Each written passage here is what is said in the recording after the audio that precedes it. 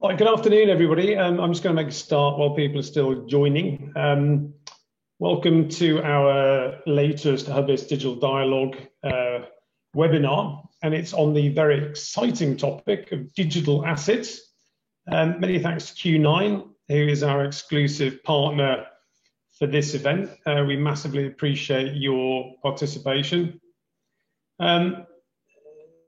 We have several speakers. We actually have a wealth management speaker today, Steve Nabel, who is the Managing Partner and Chief Operating Officer for Swiss Asia Financial Services based in Singapore. We also have James Quinn from Q9 Capital based in Hong Kong. Joshua Fu, who I think Joshua is based in Singapore. And he's the regional director of ASEAN for Chainalysis, which I'm hoping I've pronounced correctly. And very high profile, probably the most prolific content creator in this space, and the fintech and crypto leader in Asia for PwC, Henry Arslanian, and I'm hoping I've pronounced that correct as well. Right, so that was my dramatic introduction. I won't go through the specific topics that we're going to cover. First question, if I may, to Steve Nabel. Steve, maybe a quick introduction to what you do. Many wealth managers are not enthusiastic about digital assets, and I'm sure there'll be a big mix of people on this call. Some people that do like investing, some people are thinking about investing, and some people that are just not very interested and negative on the whole idea. So what's your view, Steve, on digital assets? Well, just as a bit of a background, we're an independent wealth manager, meaning that most of the guys working in the wealth management space are on our platform are basically ex-private bankers that were always, had very bespoke relationships with high net worth individuals and ultra high net worth individuals, and they typically will advise them on investments and how they should manage their portfolio of wealth, etc. So, investments across asset classes are always key for these people, right? So what's happened, in the last few years is that everybody's talking about crypto, Bitcoin, and it's always been a subject, but a subject where until very recently, these, I'd say, mainstream wealth managers didn't typically want to allocate to any type of digital currency in the portfolios of their clients, okay? And the ones that did earlier on, they did take some, I'd say, some serious hits because they were either in the wrong products or they wanted to they were wrong timing. And as we all know, the Bitcoin price did go down substantially at one stage. So a lot of managers that did get in early got cold feet after a while, but now we're seeing a lot of interest again. And that's probably fueled on the back of, Bitcoin zooming up to 60,000, Tesla buying, $1.8 billion worth of Bitcoin. And then, the regulators coming in and, making things, I'd say, a bit clearer from that perspective. But generally speaking, interest is increasing as the day goes by. Are there any other questions for you, Steve? Are there any other reasons that you can think of why firms similar to yourself and their clients are not interested in digital assets? Not interested. Well, probably because they don't understand it really, and it's difficult to tell your client, hey, you should be investing into Bitcoin, and if he says why, and you can't explain why, other than, well, it's going up, then, it's a problem, right? Which means that you need to bring some kind of substance to your clients in order to be able to convince them that it's a good asset class for them to be in. Or from a diversification perspective in their portfolio, you need to have a little bit of all the asset classes, such as, you want real estate, you need a little bit of real estate. Commodities, you need a bit of commodities, equity, bonds, etc. cryptocurrencies, digital currencies, and blockchain are becoming an asset class in their own. I mean, they are an asset class of their own, and they should be in the portfolios of clients. But then you've got, this old school guard that is saying, I don't get it, I'm not touching it. But we're seeing them change. And when you say that clients should invest in it, I mean, should they invest 90% of their portfolio in it? Should they invest? And Henry will tell you absolutely, right? Just go ahead, put 100 in. No, but I think it will depend on what type of product, right? You can find now today there's everything out there. You've got funds that are diversified. You've got you got directional funds. You have like the grayscales, etc., where you can get in on exchange traded products. You have structured products. You have all sorts of products, funds that are doing arbitrage, which will just basically return positive numbers month after month, which are trading the volatility. So you've got a whole load of different products today that you can actually get into that are based on digital currencies and on the blockchain, whether it be from private equity, venture cap, all the way to the ultra liquid listed shit, right? So, yeah. Good. Right, thanks for that, Steve. Right, next question to Henry. Now, Henry, I know you've got the ability of answering a question for 10 hours without drawing a breath, yeah? But I'm going to ask you to do the 5-minute version answer, please, to this question. So the question is, what are digital assets? So I know that we've heard Steve mention Bitcoin, which is the obvious, very high-profile target. But I'm guessing there's all these other things as well. So what's your dictionary definition of the digital assets that people can invest in, and ultimately, how they might engage those assets? Absolutely. First of all, Michael, thanks for having, and also thanks for Q9 for sponsoring this session that hopefully can create some education on the topic. Now, obviously, the question we get a lot is actually, okay, what is Bitcoin? And then what are the different assets that people can invest in? I think fundamentally, the first thing that anybody listening to this session today is, like we mentioned, education, right? There's today tons of videos available on YouTube, including many on my YouTube page, where you can go learn what is Bitcoin, what is the purpose that it does. And once you have the level of education, often before talking about it to your clients, what I often tell people is actually, why don't you buy some small amount of Bitcoin yourself, and at least you can able to experiment it. And obviously it becomes a way easier from that perspective. When it comes to the topic of what are the assets people can also invest in, there's obviously the type of assets and then how you can do it. When we talk about the type of assets, the crypto ecosystem right now is over 1.5 trillion in market cap. I mean, just to put things in perspective, there are over 8,000 coins in the market. Bitcoin is one of them. It is now obviously over 65% of the total amount of it, but obviously it's the main one. What it's important to understand with Bitcoin is actually what is the purpose, right? What problem did it solve? First of all, I think it's important to understand Bitcoin was created on Halloween Day in 2008, 6 weeks after the crash of Lehman Brothers, and it solved one very simple problem.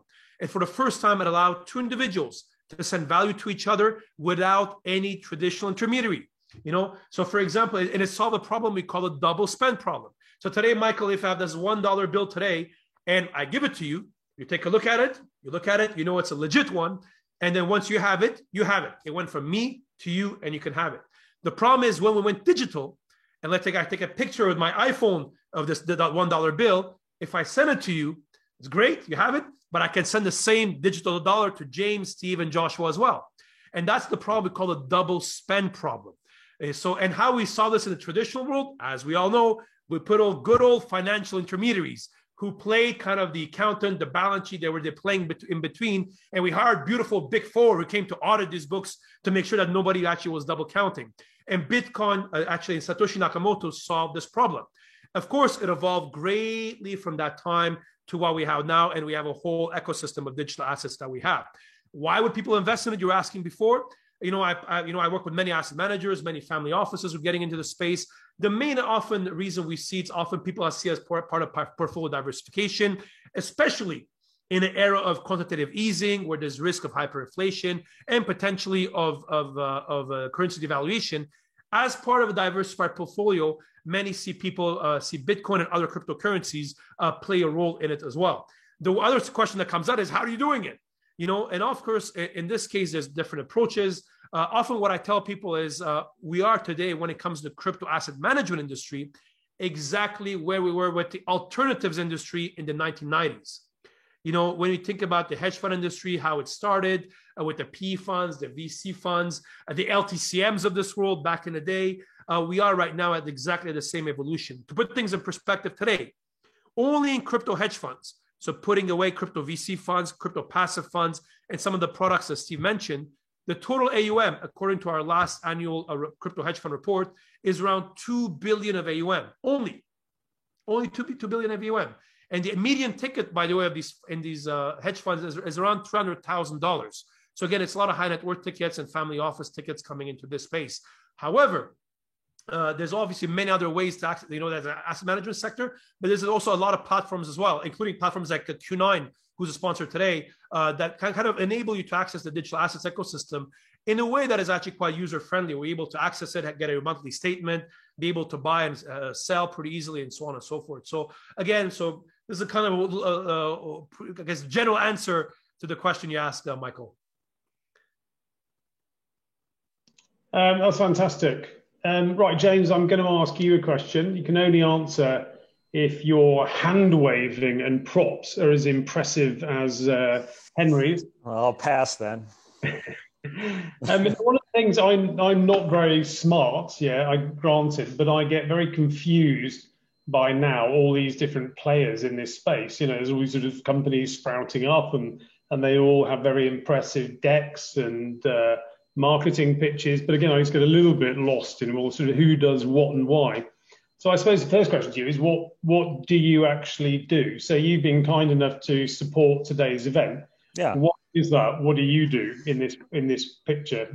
We provide a platform for digital asset investments. And you can think of us like a premium broker, right? You have the ability to trade. So that's buy, sell from fiat into crypto, crypto to crypto, to store, custody, to earn interest on your digital assets or cryptocurrencies. So it's basically an access for our target market, which is very germane to this call. It's individual private wealth. It is family offices, and it is other wealth managers who want to give access to their private wealth clients through a company like ours, right? So starting with the simple example that Henry gave, what is Bitcoin, right? Bitcoin being the first one. I'll tell you what our clients do. 80% of them, the first thing they do is just simply buy Bitcoin in spot. Buy Bitcoin in spot with a small allocation that's probably, less than even, 1% of what they're planning on what their allocation ultimately will be to test. To become familiar, like Henry said, to understand how it works and how the wallet system works. We actually take the confusion out of that. We handle we manage the smart keys on our side. You don't have to understand wallets. You don't have to understand cryptocurrencies. You can simply just go onto the platform and buy Bitcoin, right? But then when they become comfortable, then they start to go, oh, well, what is Ethereum? What is the second biggest asset? And honestly, I've been pretty surprised about how quickly they can get up to speed and start asking about, what I consider pretty alternative coins or different types of assets or investing, right? So directly investing in spot is actually so easy these days. And it's a digital bearer asset. Like Henry said, you pass that dollar from me to you or you to me, and it can't be replicated, right? And so you're holding that digital bearer asset on the platform. But from a customer experience standpoint, it's like opening a brokerage account and buying stocks. So it doesn't feel too much different. And we just try to take the best of what's been developed in that space and make it really easy for our clients to start investing. Good. That was a fantastic introduction. Same question, please, to you, Joshua. What do you do? Why do you do it? And then I can ask you a couple of questions after that. Sure. Thanks, Michael. So what Chainalysis does is actually to come in the space of money laundering activities, as well as counterterrorism and all sorts of illegal activities in relation with cryptocurrency, right? So obviously with the growth of, cryptocurrency, Bitcoin especially, obviously, criminals tend to use it because, like what Henry mentioned, you can just transfer those funds easily and it goes across borders, right? So you don't have to go through the SWIFT network if I want to send, say, a Bitcoin from Singapore to Hong Kong. And there's a level of pseudonymity, right, to it. So obviously at the beginning, there were a lot of illegal activities that were using cryptocurrency. But the good thing with digital currency is that, every transaction has a digital footprint, right? That's the beauty of it. And so what we do as a company is we analyze those digital footprints, and we are able to, provide information to law enforcement, to regulators, to service providers like Q9, the ability to say, where are these funds coming from, right? Where's the source? Where's the destination? And we've been very successful in doing that, helping Department of Justice in the US and, Interpol and Europol to actually catch criminals and seize these digital assets from illicit activities. Right, thanks, Joshua. And I'm very jealous of your massively impressive microphone and functionality. Right, Henry, I'm going to come back to you just to ask you a further question, yeah? And I would also thank the people that have already asked questions in the Q&A. And if the panelists and speakers might be kind enough just to pay attention to those, yeah? Just to dig away a little bit at what you said, Henry. So there's all these options. We've not really talked about some of the other ways that we can engage digital assets. So, for example, I can buy private equity in a digital format. I can buy gold. I can invest in property. So maybe a little bit more color around, other than cryptocurrencies, if that makes sense. Absolutely, Michael. I think that obviously when we talk about digital assets, right, which is like a generic term, if I put my professor hat on for a second, there's obviously different categories in there. Cryptocurrencies, what we just discussed in the first couple of minutes, is obviously by far the biggest category, right? But there's different kinds of assets. For example, one of them is what we call stable coins. What is a stable coin? It's a digital currency that is backed one-to-one by good old fiat money. Again, if tomorrow morning, Michael, I send you a Bitcoin, you're very happy. But the problem, as we know, there's a lot of volatility in price of Bitcoin. We don't know what it's going to be worth a week, a month, a year from now. However, if I send you stable coin, because it's backed by fiat money, you can use it for transactions and other such activity. I mean, just to put things in perspective, a year ago, there was only $5 billion in stable coins. And right now, as we speak, there's over 45 billion of them. And we're seeing people not only use it in retail transactions, but also commercial transactions. Now people are starting to use it as a form of payment. And as Joshua mentioned, as a good thing with digital currencies is pretty good traceability in all these transactions. So really, I would argue that, like I've mentioned for many years, if you want to commit crime, you want to launder money, you want to buy drugs, do not use cryptocurrencies. 100% you will get caught. You're better off is using, again, cash and transactions like these. I mean, today, the total amounts of funds coming from illicit purposes is less than 0.34%, according to the Chainalysis. So actually, the transactions that are coming from illicit purposes are actually quite limited. But that's stable coins, right? So you have cryptocurrencies, stable coins. Another category of that we are seeing increasing interest is what we call security tokens. So what is a security token? Is basically when you're able to take a large physical asset and it should be able to tokenize it into different parts that are able to offer it to people digitally. Let's agree is a very good example of real estate. Today, when I want to go buy a big piece of real estate in Singapore or in London or whatever, unless I have the capital to buy it, unless I'm one of those large family offices, I don't have the ability to do so.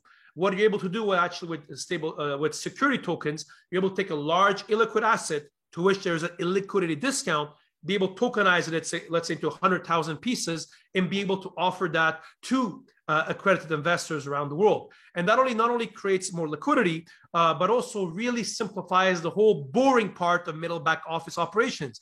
If I put my lawyer hat on for a second, as we all know how today middle and back office operations take place in any institution, or even for securities these days, the beauty you have when these things are blockchain based is I can have my dividends paid immediately. I can know exactly who my shareholders are immediately, instantly. And frankly, we can probably move out from an era of annual or quarterly dividends to one that is daily, even hourly, even live if you wanted to. The technology now enables that from that perspective. And maybe one last category I think it's important for our viewers to know, after cryptocurrencies, stable coins, security tokens, is what we call central bank digital currencies, a topic that is very sexy today. Often you hear about it like CBDC, which is basically digital currency that is issued by the central bank. In that case, actually, that digital money is equivalent to actually fiat money. And this is a topic that we're seeing tremendous level of activity today. According to the Bank for International Settlements, 86% of central banks are looking at the topic, including many central banks in Singapore and Hong Kong, in the UK and other places who are actively looking at this. That is not, I would say, an investment area, but I would say it's important for your viewers to know that as part of the evolution of money, that's becoming a big growing part of the digital assets ecosystem as well. So cryptocurrencies, security tokens, stable coins, security tokens, CBDCs, and there's many others that we won't have time to talk about today, from non-fungible tokens, where we're seeing digital art, to we're seeing some other funky stuff coming up, like including the world of DeFi. But I think we could talk about that another day. But hopefully this is a good summary for your viewers to understand the big categories of digital assets. That's fantastic. Right, Steve, I need to ask you a question. You don't look like you're paying attention. So we've now covered quite a few topics in some detail, yeah? Yep. So what are your thoughts on what we've discussed thus far? And have you got any questions that jump to mind as a wealth manager, that again, you think would be very relevant to the people listening? Yeah, I think, well, I'll put my wealth management hat on, because as you all know, we're also a hedge fund platform, and we manage quite a few crypto hedge funds. Well, not we directly, but the hedge fund managers which are on our platform actually do manage these strategies. But I think, like Henry and James said clearly, that there is a multitude of different ways of entering into the digital currency space. And I think, as I said before, it is an asset class. It's an asset class that needs to be invested in by wealth managers, because you're just, if you think you've missed a train, you're going to keep missing it, because this is an industry that's moving very, very fast. So it's a high-speed train. You need to get onto it in whatever way, and then you need, as always, you always say, well, I need to assess the risk appetite of my client. I don't want to lose 50% on an investment, because Bitcoin can go from 60 to 30. Yes, it can. Okay, but it can also go from 60 to 120. It can go to 200. It could go wherever, right? So you don't want to miss that train, and your investors don't want you to miss that train. So get into it within the risk appetite that your clients want. So that's what I always say. So, get into a fund that is maybe market neutral, like you would get into a long short equity fund that is market neutral, right? If that's your risk appetite, but get into it, because it is decorrelated to the market. All right. So what you do want is always, assets to generate alpha in the portfolio that are not correlated to each other. That's why you diversify your portfolio. So that's what you should be doing, right? And again, as a wealth manager, you're supposed to be offering, what there is out there. And if you don't offer it to your clients, they're going to go somewhere else and get it, right? So you might as well get up to speed on it and put something and work on it. And if you're having problems understanding it, then take the time to understand it. Thanks, Steve. So any questions that you would like to ask the other speakers before I get stuck into mine? Yeah, Joshua, big subject. I mean, I think from the PSA in Singapore is, I think, one thing that I've been looking at closely, especially to understand the AML piece of transferring, whether, not speaking about tokens, but more on the actual, the digital currencies themselves, just transferring Bitcoin from one individual to another, whether it be for a business, whether it be for whatever reason. The big issue is always the AML piece. So, what are you? I think that's what I'd like to know. What are you seeing from an MAS perspective in terms of, financial institutions? Can they rely, for example, on your AML? Because like we can rely on a bank. When a bank transfers money for our clients, we can rely on them for making sure that money, that dollar, that Henry has, he shows us all the time, went from one person to the other, that it's actually clean source and that it's clean. Can we do the same with Bitcoin? When will we be able to do the same, especially if we're looking at the PSA that's been updated that does englobe the digital currencies? What is your take on that, Joshua? Well, my take is actually when we compare traditional fiat currency, like what you mentioned, transactions over fiat currency versus digital currencies, my take is actually we have a better chance of catching money laundering with digital currencies. I think last year there was a report from FinCEN that, some of the largest banks in the world were actually involved in money laundering, right? And it's just because it's very difficult to trace, and, they are raising up all these suspicious transaction reports or activity reports, and FinCEN just cannot handle it. But with digital currency, you can technically trace and track every transaction that comes across the blockchain, right? And you can do it in real time. And basically, you are matching what we call wallet addresses, which are, if you want to take it like IP addresses of your companies, of computers, and you are basically tracking what are their exposure, what are their interactions with illicit activities. So I'm just going to give a very simple example, right? So there's this place in the internet called the darknet.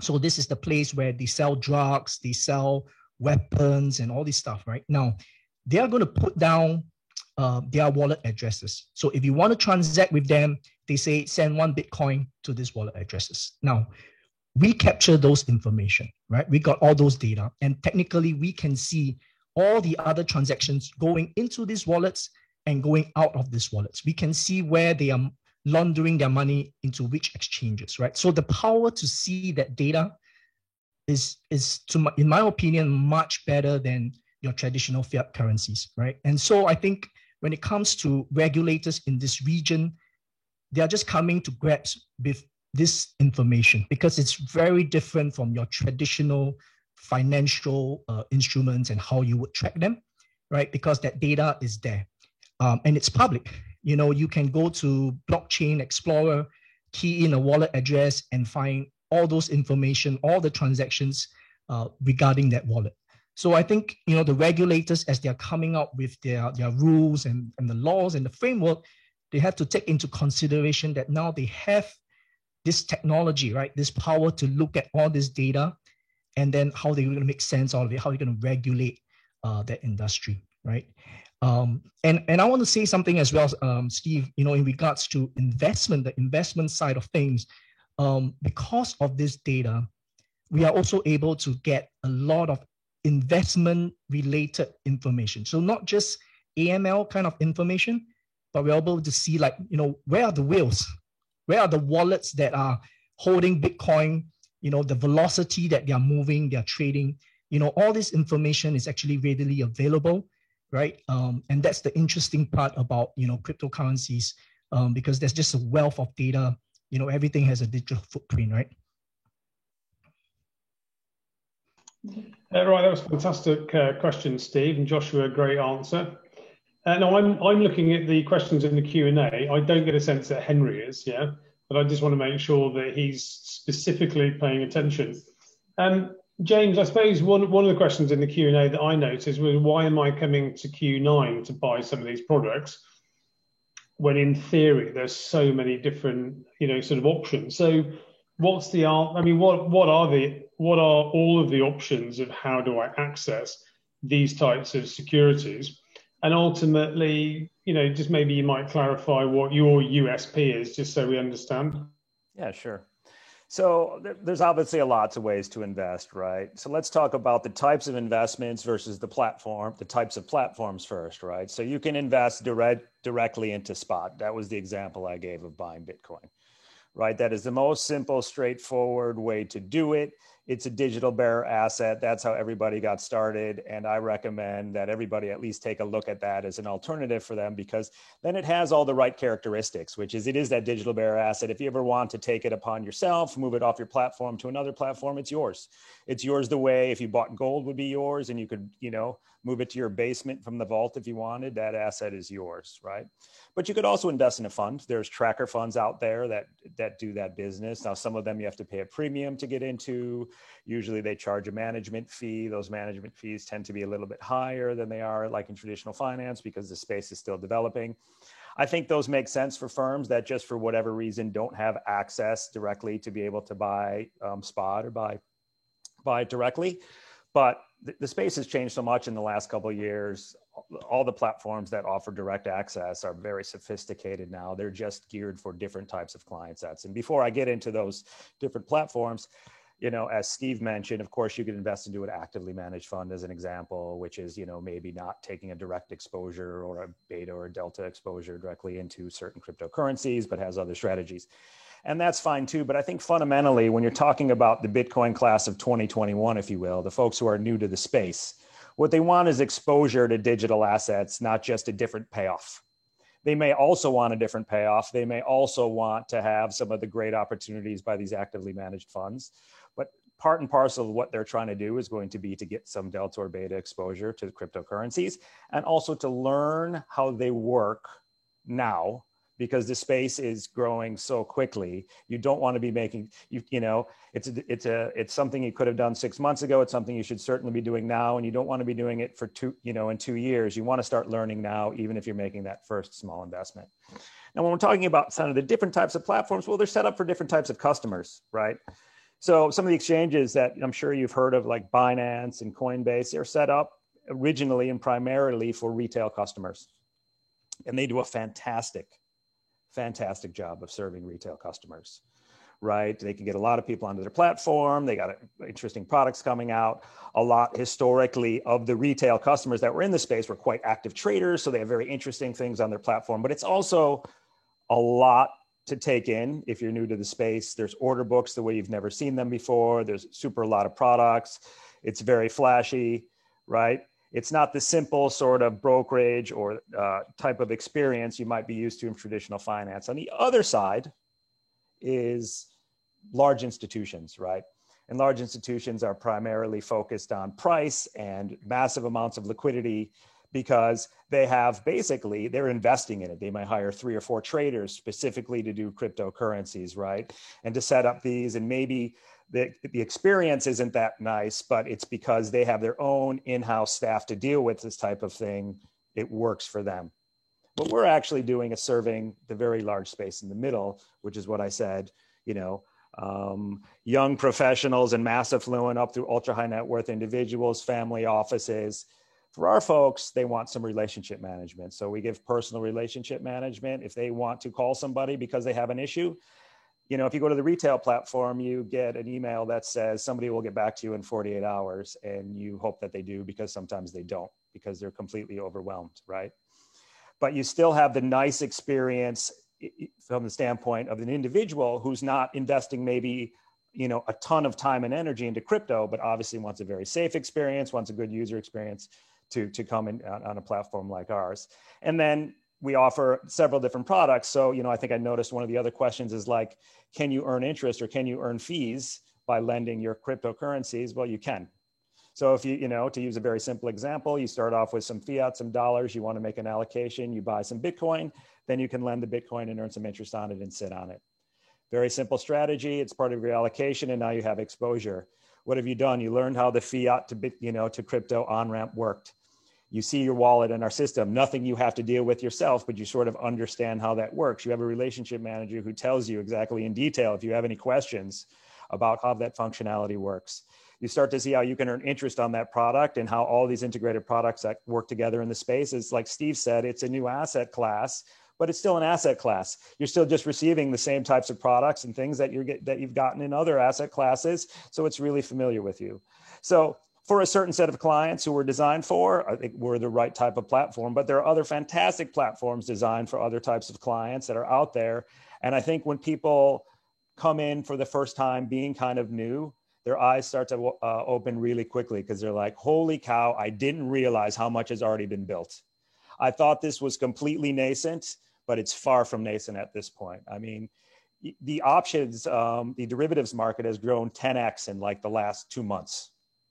Right? It's just absolutely expanding at a rapid pace, driven to some degree by the big institutions that are coming in on the one side, but also the continuous interest of retail who coming in. And now from what we see, that big space in the middle, Steve's clients, right? Those folks, as he mentioned, are saying, yeah, I need to get involved. And I'm guessing, maybe Steve, you can tell us, those are reverse inquiries. He's not going, hey, have you guys looked at crypto? They're knocking on his door going, Steve, what are you doing? And how can you connect me with the space? Because now it's time for us to make an allocation.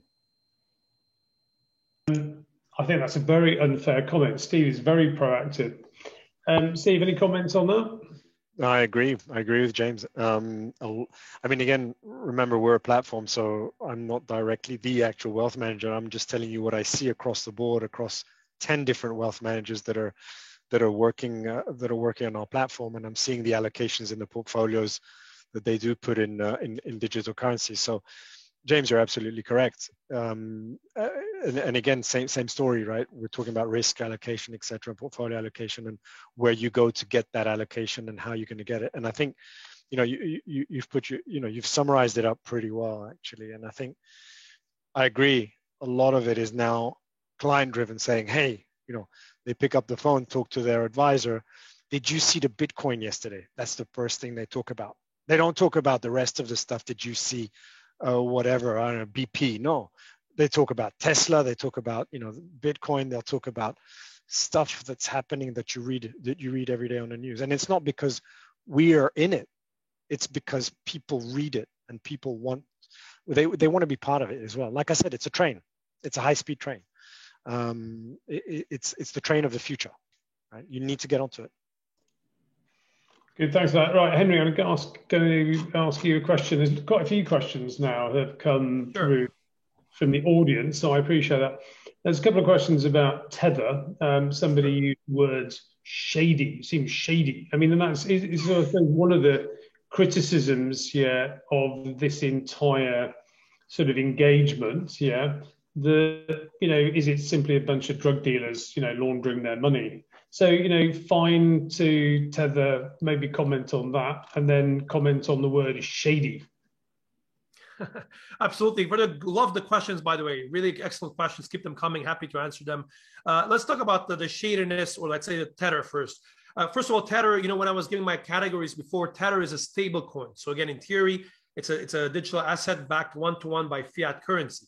In the case of Tether, that brings up a controversy because there's right now in the market, there's regulated stablecoins and there's unregulated stablecoins. Tether falls in the unregulated stablecoin. So let me just go back on that. On the regulated ones today, you have numerous stablecoins, USDC, Paxos, and many others. That are most of them actually regulated by either the New York DFS or some regulators in the US in some form or fashion. Tether was actually the first one that came out with this kind of stable context at scale. And now, just to put things in perspective, there's over $30 billion in Tether that are actually in circulation. And more than that, there's I would say about 60% give and take of trading pairs are with Tether, which is USDT, the ticker, if you look at it. So what happens with that is obviously a lot of liquidity and people are using it. However, there was a lot of comments like the one that was made shady for a couple of reasons. One of them, there's been over the years numerous allegations that actually each digital Tether was not backed by US dollar. And actually, if you look at the T's and C's of Tether, they actually mentioned that they can back it not only by dollars, but by other assets. And, so that was one of the issues where there was a lot of allegations that they were probably not backing it. And more recently as well, there was some investigation, which was what the settlement was about, that they had used some of those assets to cover the debt that's one of their sister company had, which Bitfinex. And there's been obviously a number of other accusations over the years, one of them by some academics in the US, that they were actually using it to pump up the price of Bitcoin. All this to say, the good thing is, you may like it, you may not like it. The reality is it's actually a big player right now in the industry because it's a big chunk of the trading pairs. But what I always tell everybody is that there are alternatives. There are regulated alternatives right now to Tether that you can easily use. Like the ones I mentioned earlier that are available. So I think the reality is I think we need stable coins in the ecosystem. And the majority of them also are 95% of them are US dollar backed or US dollar denominated, which kind of is quite relevant. Though you may say, but why people are using the unregulated one when you have a regulated one? There's 2-3 reasons for it. People are still using it. One of them is just liquidity. Again, 60-70% of trading pairs are using USDT. Second, a big chunk of the usage comes from Asia, which is interesting fact is actually a lot of investors in Asia, they want to have some kind of asset that is US dollar denominated, but it does not touch the US. And Tether obviously plays a big role of that in that ecosystem. So I think some of the background to it. My personal belief is that actually, as the industry is becoming regulated, and as we're seeing central bank digital currency comes in, I think you'll see the roles of assets like Tether that are unregulated probably go down over the next couple of years, and you see the ones that are regulated come be more at the forefront from that perspective. Henry, just one more question for you before we move on. One of our listeners, Eileen C, asked for a comment on, Janet Yellen recently talking about the fact that Bitcoin was extremely inefficient way to transact. And obviously some regulators are still quite concerned, especially quite visibly in countries like India, for example. So any comments on that? Absolutely. And this is a question I get quite a lot from Janet Yellen. For those of you, I have a weekly newsletter. And actually, I met Janet Yellen 2 years ago at Davos, and we had this discussion, and you can see my comments in the newsletter. The important thing I would say with let me put it this way. If today you're a central banker and you love Bitcoin, you're crazy. It's a bit like a taxi driver being excited to see Uber come in their market, or Grab come in their market. However, central bankers are not stupid. They realize there's a lot of features of digital currencies that could be useful for them, and this is why you're seeing central bank digital currencies. Now, when it comes to Janet Yellen's specific comment, I think if you think about it as a way of payment, day-to-day payment, Bitcoin is not a good way for that. In the same way that I don't go to Starbucks and I don't pay with my bar of gold or my lingo of gold, in the same way you should not be paying for day-to-day transactions using a Bitcoin. I think the best analogy for Bitcoin, and we can discuss, as I said, there's another question about that, is actually kind of digital gold, where people will see it as a store of value, as a way, kind of as a hedge against inflation and so on, others that you have as part of a diversified portfolio. But if you're using it for day-to-day payments, it is true that it is not efficient. I mean, just to put things in perspective, not only the Bitcoin networks, there's kind of a new block, if you want a kind of new settlement that happens every 10 minutes, but probably worse than that, the topic that comes up a lot is the environmental impact. The reality is every single Bitcoin transaction, if tomorrow, Michael, I send you one Bitcoin, it consumes as much electricity, give and take, as the average US household consumes for about 24 days. So, and the Bitcoin is not environmental friendly. Let's not kid ourselves. However, that's obviously the price to pay to have an asset that is decentralized, that people are able to use, and that is kind of be able to transact peer to peer without any intermediaries if you wanted to. So I think the Janet Yellen comments we have taken with a grain of salt. The other reality I think we have to acknowledge as well is when we talk about central banks, 86% of them are working on them. There's certain countries that are ahead of others. In this area, the US is, without any doubt, a laggard. I'll give you one example. China is for sure at least 4 to 5 years ahead of any other country when it comes to digital currencies, and especially ahead of the US when it comes to the future of money. And I think as when you have the dominant currency in the traditional world, there's not much incentives to try to be ahead as well when it comes to digital currencies as well, unfortunately. I think this is why an area I'm watching a lot over the next couple of months is what kind of innovation, what actions Janet Yellen and the new administration will take when it comes to the future of money. Last 12 months, we saw a lot of innovation in the US, but I think it's important to see what the Treasury and Janet Yellen, the Fed, will take over the next couple of months when it comes to digital currencies. Good. Thank you very much. Joshua, before we move on, anything that you would like to add to some of those topics that we've just discussed? I think the key word that I want to bring across is innovation. There is a ton of innovation that's happening out there, leveraging blockchain, leveraging cryptocurrency, tokens, stable coins, STOs. And to be quite frankly, it is moving ahead of the regulators, right? A lot of these innovations are coming up because it's a digital age. They can come out anywhere, from the smallest village in China, to New York, to Canada. And so it's an interesting landscape. I would akin it to when, probably 10, 15 years ago when the mobile phone came about, right? And to all of us who are used to the Nokias with just the buttons, and suddenly you have a phone with apps, right? And then because of that power, then you have something like Uber that you can trace where the locations of the car is, rather than standing by the roadside in the cold Beijing winter and trying to flag down a taxi where the taxis may not be anywhere near you, right? So that kind of power that comes from the digital age, that's what's happening now in this space, right? I think just talking purely about cryptocurrency, it's really putting a very small, microscope on an industry that can get really, really large. So it's an interesting, and it's just in my opinion, at a very early stage of adoption. That's what we are seeing. So I think the potential is really incredible, right? That's I guess my point. Yeah. Great. There's been some amazing questions in the chat and in the Q&A, probably too many for us to get through. I'm going to send all of you a follow-on this afternoon. If you have got any questions and you want me to share them with the panelists, then I will, and certainly try and encourage them to get back to you. Right, so my question is, which sort of encapsulates quite a few of these comments, is, well, where am I going to start? So Henry, let's start with you, and then maybe Steve and James can give me their thoughts.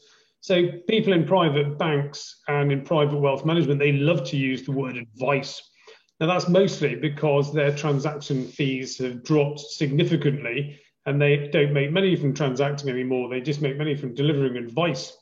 Now, while I feel pretty confident that they can advise me on my long-term investing strategy and portfolio construction and asset allocation and everything else, yeah, certainly when I've had conversations with my private banks about Bitcoin or digital assets, they either fall off their chair laughing, or they simply say, that's not something that you should do. And there's nothing even resembling advice. So the question to you is, yeah, I mean, who is qualified and capable of providing advice in this area?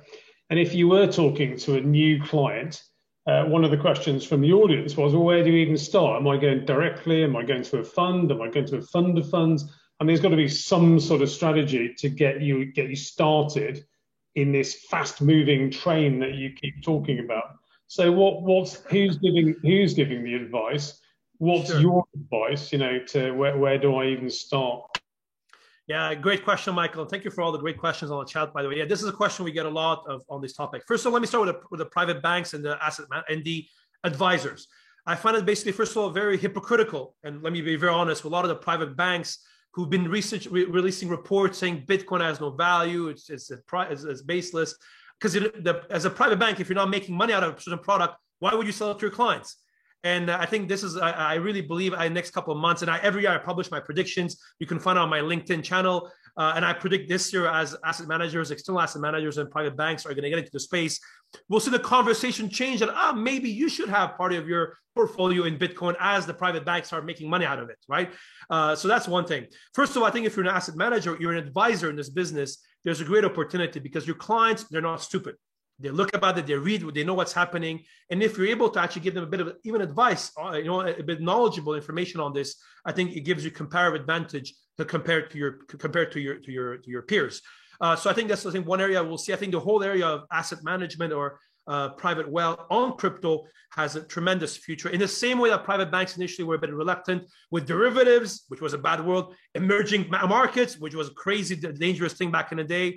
We're going to see the same thing with digital assets. It's just a matter of time. And frankly, just some of the announcements you saw in the last 2 weeks, forget even 2 years, the last 2 weeks, with custodians like BNY Mellon, the Visa, the MasterCard, the Tesla announcements, and others. The infrastructure now is ready. So often what I tell people, if you're working at a family office and you're an allocator, the risk of you getting fired for an operational challenge has gone down minimally now, right? Yes, for the investment performance, it's a different issue. From an ODD perspective, operation due diligence now, we're pretty much getting there. How do you start? Which is the big question, right? Of course, if somebody who's been, I write books about crypto, I teach at university. The first thing I tell everybody is education. You may love Bitcoin, you may hate it, but you have the intellectual duty to at least understand it. And frankly, it's not complicated now. 5 years ago, when I got into the space, it was complicated, it was more technical. Like I said, you can go out, there's tons of YouTube videos on the topic. You'll get up to speed in about an hour and a half. After you understand it, then you can make a decision whether you believe it's good or bad, and we can talk about that separately. Then how you start it? My personal recommendation to everybody is just yourself. Buy a bit of Bitcoin and check it out.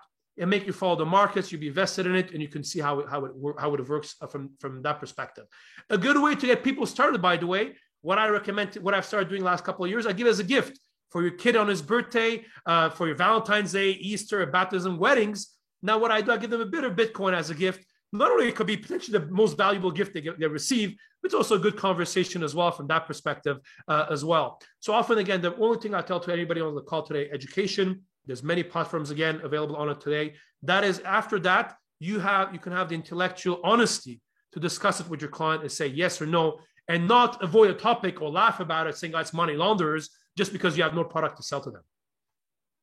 So you'll be sending 10 Bitcoin to every attendee of this call on their birthday next. Thank you, Henry. Actually, it's my birthday today. Actually, literally, it's my birthday today, and I've done this for many years to people, to my students, even at university. If you give them a bit of chunk, and by the way, one thing people have misconception: you don't need to buy one Bitcoin at $50,000. You can buy up to 8 decimals. Actually, we call it Satoshi. So you can buy it to up 100 millionth of a Bitcoin. You can go to any platform, any of the exchanges, platforms like Q9 and others. It's very easy. You get onboarded digitally, and put a money you can afford to lose, and then you can check it out. At least then you can speak with practical experience to your clients, than rather just hear what your buddy at the bar said about being money launderers. Good. We would prefer to have 1 Bitcoin, please, Henry, not a fraction of that. Right. So same question to you, James. What's the practical advice, for getting started? Well, we don't really give advice, but people vote with their feet, and in this case, their wallet, and that's absolutely a play on words in terms of the wallet in your back pocket and the digital wallet you're about to put your Bitcoin in. And that is, make that small allocation that Henry mentioned that I alluded to the first time, and start the process, right?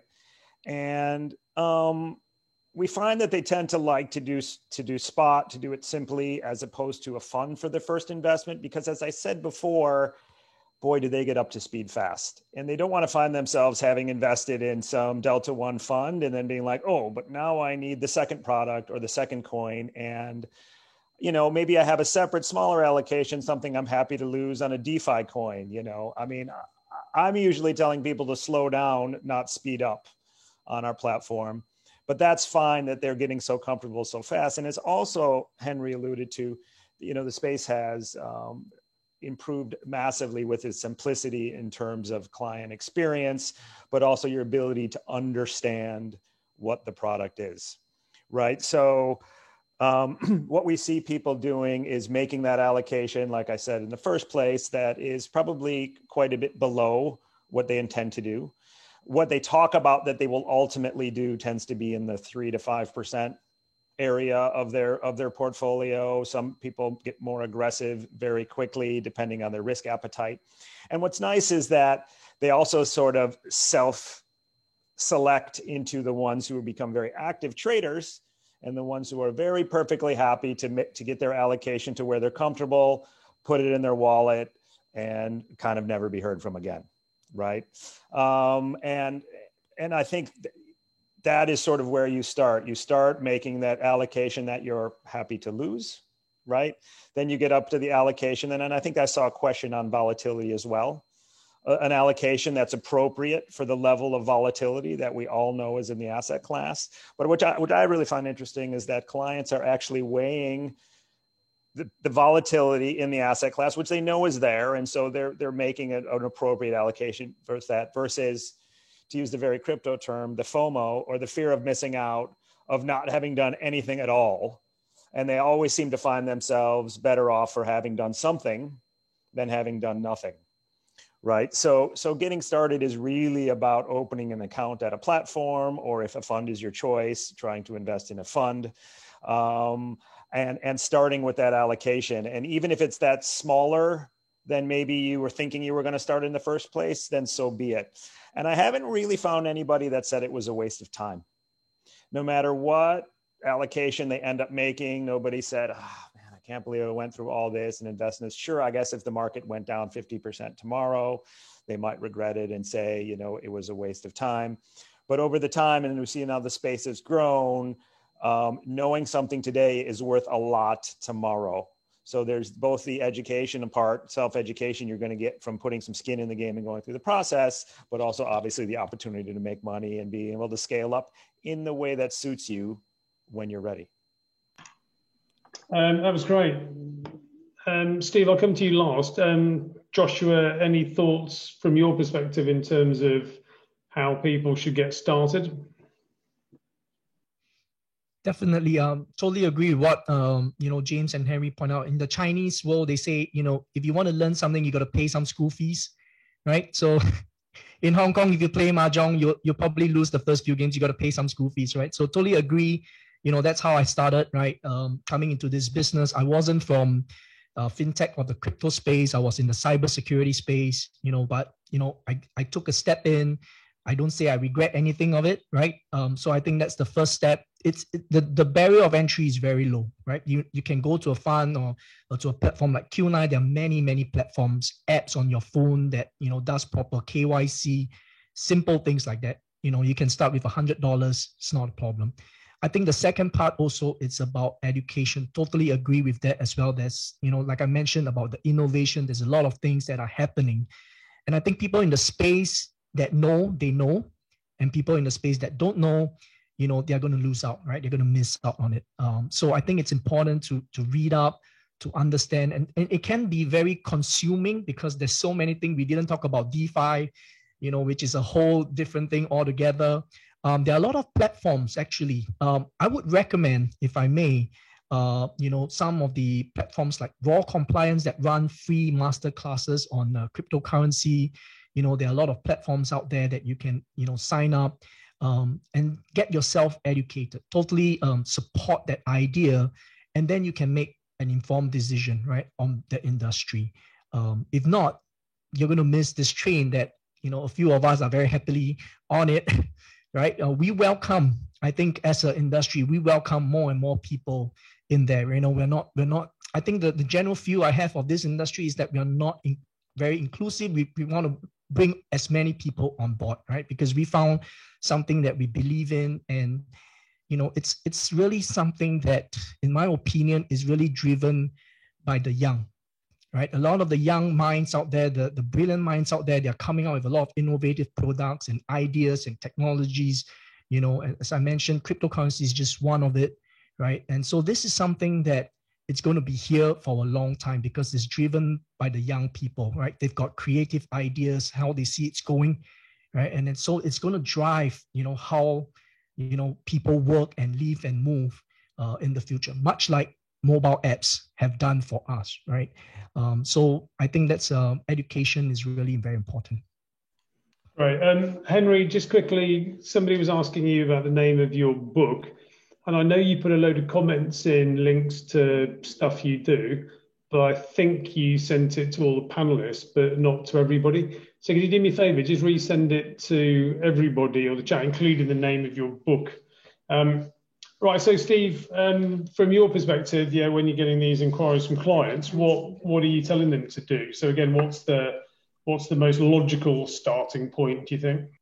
Well, I think clearly, Henry, James, and Joshua covered it really well. It's number one is the education of the advisor that needs to be up to par with the education of the client, because sometimes the clients know a little bit more than the advisors. So that's where I say, be very careful. Don't let your client get ahead of you, because he's going to go elsewhere and get what he needs if he doesn't get it from you, right? So stay educated. That is clear. You need that level of education. But to come back again, James, you mentioned it. The DeFi space today, it's the thing. It's it's a space that is not only let's say the next step, but it's also something that's very complex to understand. So even moving beyond what the simple buying, I'm buying Bitcoin or I'm buying Ethereum or I'm buying whatever, we're going beyond that today. So staying educated is the key, and I think, but then again, finding the right education, finding the right partners to work with, because I don't think we all know how to do everything. So partnering up with firms that are able to, like Q9 for example, that are able to help us put that together for our clients, or from an educational perspective, whatever. I think that's where you need to go as a wealth manager, to be able to really push in that direction constantly. And it's not only for, let's be honest, it's not only for the crypto space, for the rest as well, right? Because the world is really moving fast today. Good. Right, pretty much on time. I found that amazing. One of the things that I'm happy to do, assuming that the speakers are happy with that, is maybe put your emails into the follow-on if people would like to come to you directly and buy 150 copies of Henry's book on his birthday. Henry, how old are you, Henry? I'm assuming you're 37 today. 27. A lot of white hair. It's only the volatility of crypto markets. Right, so some of you, I've just got a quick housekeeping point. Some of you might join this because you would like to get continuing professional education, and you will need a few things from me. So this is where you have to pay attention, because we will send you a survey and a quiz. So the first thing you need is 3 numbers. So the first number you need is the number 11, and the second number you need is the number 2. And the third number you need is the number 350. So also we send a quiz, and it's so difficult that I'm going to give you the answers. So Steve Nabble said that there is definitely growing interest in Asian wealth management firms in buying digital assets. Henry said lots of things, but in this instance, he said digital assets are not environmentally friendly. That was his profound statement. And James said that you should start by making a small allocation that you would be happy to lose. So those are the answers to my quiz. I really enjoyed that and massively appreciate all of you who've joined us. Many thanks to the speakers, and I hugely value your time and participation. And James, thank you very much for being kind enough to support today's event. Hope you all have a nice evening ahead, and hopefully we'll see you soon. Thank you, Michael. Hey, bye everyone. Thank you. Bye-bye. Thank you, Michael. Thank you, everybody. Thanks, Bye-bye. Bye-bye.